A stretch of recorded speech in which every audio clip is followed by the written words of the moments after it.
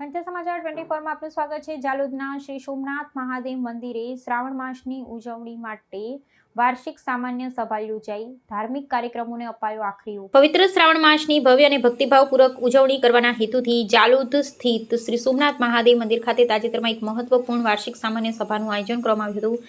આ બેઠકમાં આગામી તહેવારો દરમિયાન યોજાનાર વિવિધ ધાર્મિક કાર્યક્રમોની રૂપરેખા તૈયાર કરી તેને આખરી ઓપ આપવામાં આવ્યો હતો, જેથી શિવ ભક્તો ઉત્સાહભેર દર્શન અને પૂજનનો મહત્તમ લાભ લઈ શકે।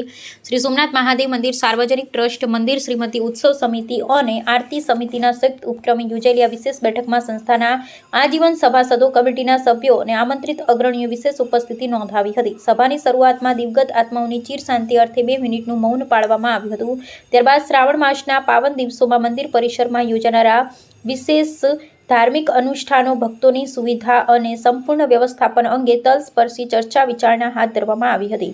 આ સંગઠનાત્મક બેઠકમાં લેવાયેલા નિર્ણયો અનુસાર આગામી શ્રાવણ માસ દરમિયાન જાલોદ શહેરમાં વિવિધ મહિલા સત્સંગ મંડળો, સુંદરકાંડ મંડળો અને ભજન મંડળો દ્વારા ભક્તિમય કાર્યક્રમોની વણઝાર પ્રસ્તુત કરવામાં આવશે।